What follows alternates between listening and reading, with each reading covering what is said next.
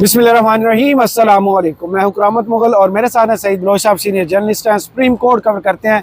एक खबर तो आई कि जनाब फैज़ हमीद साहब ने बड़ा काम ख़राब किया। ISPR की प्रेस रिलीज़ आ गई, उस पर बहुत सारी बात हो गई, बहुत सारे तज्जिए हो गए। फैसल वावडा, मुस्तफ़ा कमाल और तलाल चौधरी साहब ये लुडियाँ डाल रहे हैं कि ये तो इसमें भी इमरान खान फंसते हैं, ये जाके उनसे लिंक होता है। पहली बात तो ये कि लिंक कैसे होते हैं, और अगर ये बंदा इतना इन्फ्लुएंस था तो इमरान खान तो फिर इससे भी ज़्यादा इन्फ्लुएंस थे।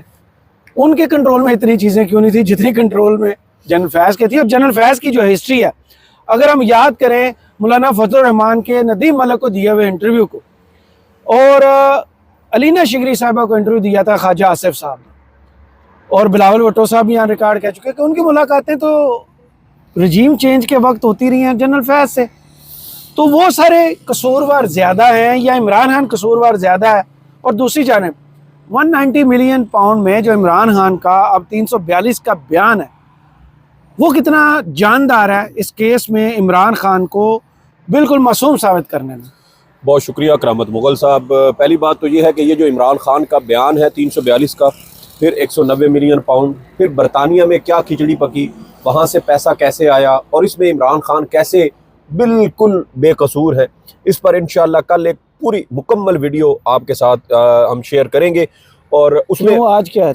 नहीं, अभी आपने देखे जो 3-4 उसमें बखेड़े डाल दिए ना, हमने वो भी कवर करने हैं ना। पहले तो थोड़ा सा 342 का बयान शुरू कर लेते हैं। तो उसमें 30 सफ़ात का वो बयान है जी, और 79 क्वेश्चंस थे जी, और उसमें इमरान खान साहब की जानिब से जो जवाबात दिए गए हैं ना करामत मुगल साहब, जैसे जैसे मैंने भी पढ़े हैं ना, तो मुझे भी फील हुआ है कि मेरे कानों से धुआं निकल रहा है। और इमरान खान साहब ही ऐसा बयान मेरे ख्याल में दे सकते हैं, ऐसे सवालात के जवाब दे सकते हैं। और इमरान खान साहब से ज़्यादा मेरे ख्याल में दिलेर या एक तरह से आउटस्पोकन जिसको कहा जाता है अंग्रेज़ी में, उनसे ज़्यादा बेहतर कोई शख्स नहीं है। और आपको पता है कि इमरान खान साहब का एक मिजाज ये है कि जो बात उनके दिल में हो वो ज़बान पर उसी तरह लेके आते हैं, उसमें कोई मिलावट नहीं होती। तो वो जज्बात भी, वो किसी को अच्छी लगे किसी को बुरी लगे, वो एक अलग कहानी है, लेकिन वो बात लेकिन होते हैं जुर्रत वाले हैं। क्योंकि अब जो इमरान खान साहब ने 342 का बयान रिकॉर्ड करवाया ना, एक तो वो सारे वही राम कहानियाँ के फरा शहजादी ने ज़मीन ली, बैरिस्टर शहजाद अकबर के सवालात, जो सवालात थे जी, उसमें इल्ज़ामात है कि फरा शहजादी जो आपकी अहलिया की दोस्त भी हैं और इस केस में वो शरीक मुलज़मा है, उन्होंने कुछ बेनिफिट लिए, माली बेनिफिट, ज़मीन कोई सस्ती ली उन्होंने, कोई 28 करोड़ रुपए की ज़मीन थी जो उनको सस्ती मिली। और ये वो सारी चीज़ें हैं, जब अभी आपका वो ट्रस्ट डीड वाला जो प्रोसेस था वो मुकम्मल नहीं हुआ था, ये जो यूनिवर्सिटी ट्रस्ट वाला था वो अभी तक इन प्रोसेस था, जब उससे कुछ दिन पहले ये सारी ज़मीन उनके नाम की गई थी। तो उसमें इमरान खान का ये कहना था कि बजाय इसके कि ये सवालों जवाब आप मुझसे पूछें, आप सेलर को भी बुला लें, परचेज़र को बुला लें, वो आपको ज़्यादा बेहतर बता देगी। और हमारी इंफॉर्मेशन के मुताबिक गालबन अप्रैल या मई के महीने में फरा शहजादी की जानिब से कुछ दस्तावेज़ात इसी अलकादर ट्रस्ट केस में जमा करवाए गए थे, जिसके मुताबिक उसने बनी गाला वाली ज़मीन जितनी मार्केट प्राइस उसकी बनती थी, मार्केट वैल्यू बनती थी, उसके मुताबिक उसने वो अदायगी करके वो ज़मीन ख़रीदी है। किसी किस्म का कोई बेनिफिट नहीं है। दूसरी अहम बात जो इमरान खान इसमें नुक्ता उठाते हैं वो ये है कि फ़र्ज़ करें कि अगर फरा शहजादी ने कोई माली बेनिफिट लिया भी है तो उसका मेरे साथ लिंक क्या इस्टेब्लिश होता है, क्या उसके उस माली फ़ायदा लेने से मुझे भी कोई फ़ायदा पहुंचा है? और इमरान खान के बकौल कि अब तक केस की जितनी कार्रवाई हुई है, इस पूरी कार्रवाई में कहीं पर भी इस्तिगासा की जानिब से ऐसा एक भी सबूत अदालत के सामने पेश नहीं किया गया जिससे ये लिंक इस्टेब्लिश होता हो कि जो मलिक रियाज हैं उससे फरा शहजादी ने फ़ायदा लिया, सस्ती ज़मीन ली, और उसकी उस सस्ती ज़मीन से आगे इमरान खान या उसकी अहलिया को किसी किस्म का कोई फ़ायदा पहुंचा। दूसरी बात इसमें इमरान खान ये करते हैं, जो शहजाद अकबर के हवाले से उन्होंने बात की, तो उसमें वो कहते हैं कि ये एक खुफिया मुआहदा था जो पाकिस्तान के जो ARU एसेट रिकवरी यूनिट जिसके सरबराह शहजाद अकबर साहब थे, उसके उन्होंने पहले ये शिकायत लगाई थी गालबन कोई 2019 के शुरू में बरतानिया में, जो वो थे वहाँ की नेशनल क्राइम एजेंसी, उन्हें कि इस तरह की एक ट्रांजैक्शन है जो पाकिस्तान से इस दौरानिए के दौरान हुई है और ये इतनी रकम है जिससे वहाँ पर कोई जायदाद खरीदी गई है। सही। क्योंकि उस एसेट रिकवरी का मकसद ही यही था कि करप्शन की जो है वो शवाहिद मंजर आम पर लाना और money laundering specially, money laundering रोकना, इल गॉटन मनी जो भी होती है। और आपको याद होगा कि उस वक्त इन्होंने एक विसल ब्लोअर पॉलिसी भी शुरू की थी कि जो कोई किसी की इस तरह की करप्शन की कहानी बताएगा और उससे जो चीज़ रिकवर होगी उसका 25% उस इतला देने वाले को मिलेगा। तो मैंने कहा, वो हमारे जो दोस्त है ना, एक ये काजी फायज ईसा वाले केस में, तो मैंने उससे पूछा, यार वो उधर तो कुछ 7-8 लाख पाउंड की प्रॉपर्टी निकली थी, कोई पैसा नहीं मिला तुझे? कहता यार मुझे तो अभी तक किसी ने कोई रब्ता नहीं किया। मैंने कहा चलो कोई बात नहीं। बहरहाल वो रकम वहां से यहाँ से बाहर गई, इन्होंने पीछे उसको परसू किया, वहां से रब्ता किया, उन्होंने वहां पर अकाउंट फ्रीज कर दिए नेशनल क्राइम एजेंसी ने। उसके बाद क्या हुआ कि शवाहिद नेशनल क्राइम एजेंसी के पास भी नहीं थे कि ये वाकई रकम जो है ये मनी लॉन्ड्रिंग की है या ये 2 नंबर तरीकों से कमाई गई रकम है।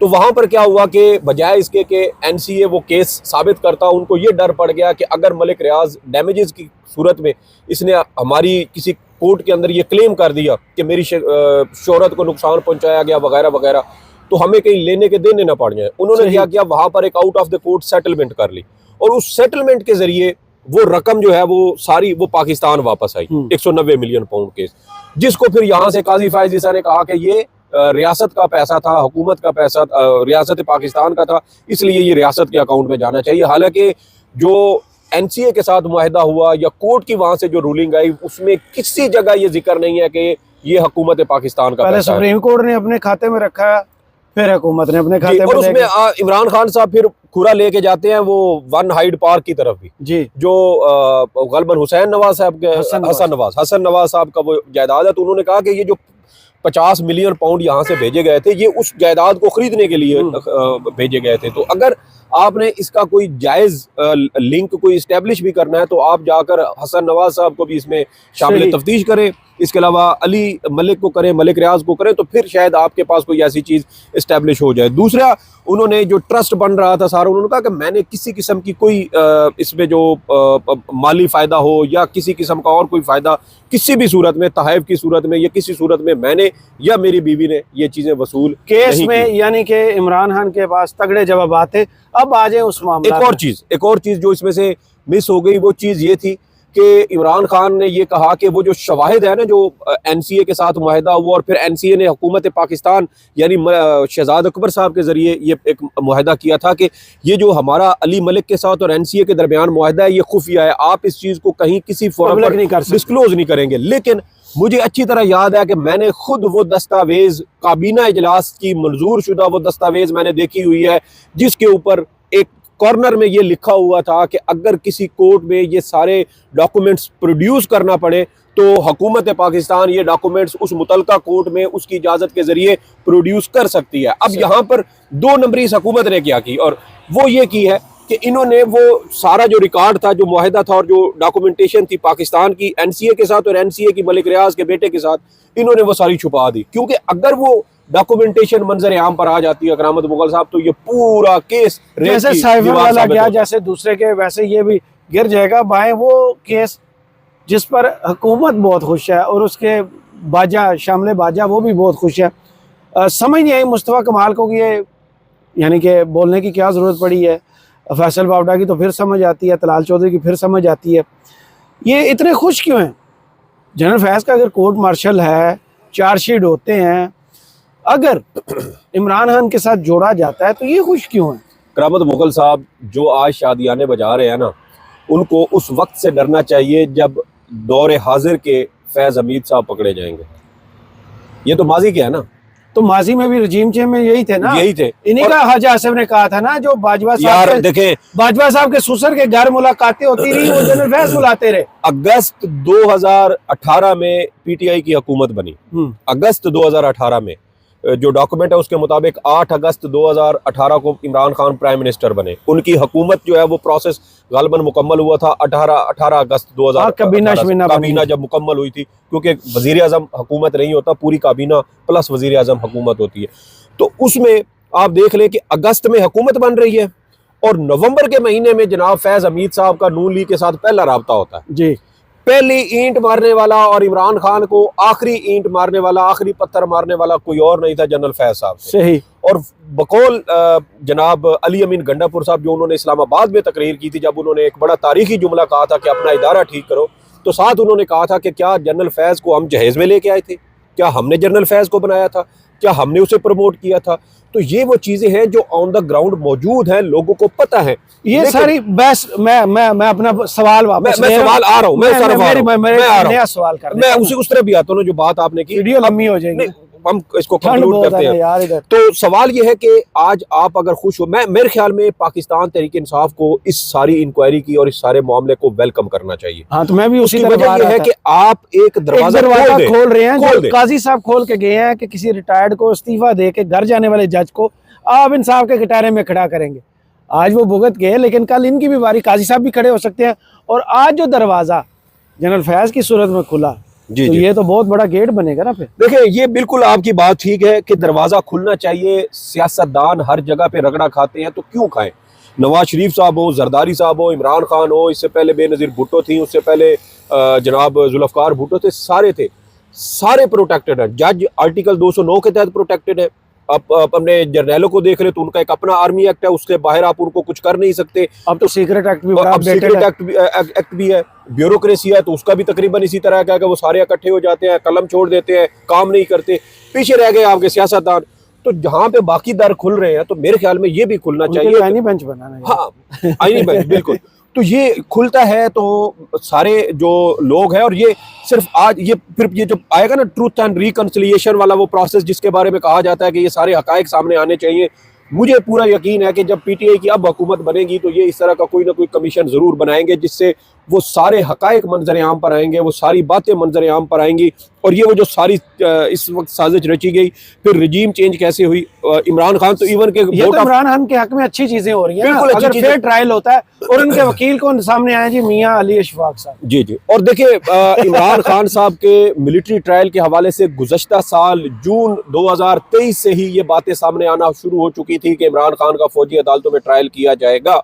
इमरान खान देखिए, उससे पहले जो उनकी ट्रायल हो रहे हैं उसमें उनको कौन सी कोई शाबाश मिल रही है, या कौन सा उनकी बरियत हो रही है कि बार्गेनिंग चिप यूज किया जा रहा है इस वक्त। देखिए, इधर से तो सारे यही कर रहे हैं। देखिए, बार्गेनिंग चिप हो सकती है, बिल्कुल जो इंडिपेंडेंट है। जी जी। दूसरे तो खुशियां मना रहे हैं। देखिए, उसमें बिल्कुल आपकी बात ठीक है कि इमरान खान को बकौल हामिद मीर साहब के कम से कम 3 बार तो फौज की जानिब से राब्ता किया गया कि भाई आप हमारे साथ बैठे, वो पुरानी बात हो गई, अब तो नई भी चीजें। बिल्कुल आपकी बात ठीक है।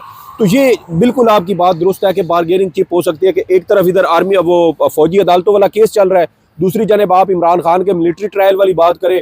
लेकिन एट द एंड करामत मुगल साहब यही होगा कि आप इस चीज को इस्टेब्लिश कैसे करेंगे। जो बात आपने शुरू में की, क्या ये एक इंतहाई खौफनाक किस्म की थ्योरी नहीं होगी कि एक रिटायर्ड अफसर जो है वो इतना पावरफुल था कि वो पूरे इदारे के ऊपर जो है वो रिटायरमेंट है, और उससे भी बढ़ के चीजें कि जो चीजें इससे पहले उन्होंने दौरान सर्विस की है, क्या उन्होंने अपनी पर्सनल कैपेसिटी में की है, वो प्रोटेक्टेड। देखिए, ये बात मैंने एक सुनी थी कि वो प्रोटेक्टेड होती है ना, वो यूनिफॉर्म में तो प्रोटेक्टेड होंगी। केस उन्होंने बनाया पोस्ट सवाल ये होता है ना सर, बेशक पोस्ट रिटायरमेंट हो, जब आर्मी एक्ट के मुताबिक जब भी आप किसी रिटायर्ड फौजी के खिलाफ भी आपने कोई कार्रवाई करनी हो ना, कोर्ट मार्शल करना हो, तो आप उसको एक बार जॉब के अंदर इंडक्ट करते हैं, रिटेन करते हैं उनको दोबारा, और उसके बाद फिर आप उसको आर्मी एक्ट के तहत उनके खिलाफ कार्रवाई करते हो। तो सर बता दें, ठंड बढ़ रही है और क्या होने क्या जा रहा है, इमरान खान को कटहरे में लाने के लिए ये बेट है, ये बनेगी या नहीं? सर, इमरान खान के खिलाफ हर केस जो बनाया गया है वो उसके खिलाफ इस्तेमाल होगा, उसको सज़ा होगी, और उस सज़ाओं से इमरान खान का मकसद सिर्फ और सिर्फ झुकाना है। अब वो अपनी बहनों के ज़रिए नहीं झुका, ब्लैकमेल नहीं हुआ, उसकी बहनें उसके साथ खड़ी हो गई, उसकी ताकत बन गई, उसकी बीवी के ज़रिए उसको ब्लैकमेल किया गया, वो नहीं झुका, उसकी बीवी देखे 263 दिन जेल में रह के आई, उसने कंप्रोमाइज़ नहीं किया। अब पीछे रह गए इमरान खान साहब। अब थ्रेट ये है कि हम फौजी अदालत में आपके खिलाफ ट्रायल करेंगे। फौजी अदालत में आप ट्रायल करें, इमरान खान की सेहत पर कोई फ़र्क नहीं पड़ना, फ़र्क पड़ेगा तो आपकी रियासत के ऊपर, आपके मुल्क पर पड़ेगा, क्योंकि आलमी बरादरी एक साबिक वज़ीर आज़म, एक सिविलियन का फौजी अदालतों में ट्रायल को इंतहाई वेस्ट में बहुत बुरा समझा जाएगा, और इसके नुकसान हुकूमत को नहीं होंगे, न इस्टेब्लिशमेंट को होंगे, इसके नुकसानात होंगे रियासत को, पाकिस्तान को। और मैं गुज़श्ता काफ़ी अरसे से ये बात कर रहा हूँ कि अगर इस तरह की कुछ चीज़ होती है तो इंसानी हकूक़ की वायलेशन की सूरत में पाकिस्तान का यूरोप और बरतानिया में जो हासिल उसको एक स्पेशल स्टेटस है जिसको GSP+ स्टेटस कहा जाता है, वो ख़तरे में पड़ सकता है और इससे पाकिस्तान की तिजारत को खौफनाक हद तक नुकसान हो सकता है। पहले हमारी इकॉनमी देख ले, मईशत IT का सेक्टर था जो 2-2.5 अरब डॉलर तक पहुंच चुका था, वो अब दोबारा रिवर्स गियर में आ हम चुका है। 198 नंबर पे आ गए इंटरनेट की स्पीड के हवाले से। जो काम ये कर रहे हैं करामत मुगल उससे साहब, नुकसान वो नुकसान है और वो मेरे ख्याल पाकिस्तान में को मुल्क के खैर खा नहीं है। सही। और दूसरी जनाब बुशरा बीबी का भी 342 का बयान सामने आ चुका है और उसमें यही लिखा है कि इस पूरे मामले से मेरा कोई तल्लुक नहीं। मुझे और सईद बलोच साहब को इस वीडियो से इजाज़त दीजिए और कमेंट्स बॉक्स में ज़रूर बताइएगा वीडियो आपको कैसी लगी। अल्लाह हाफिज़।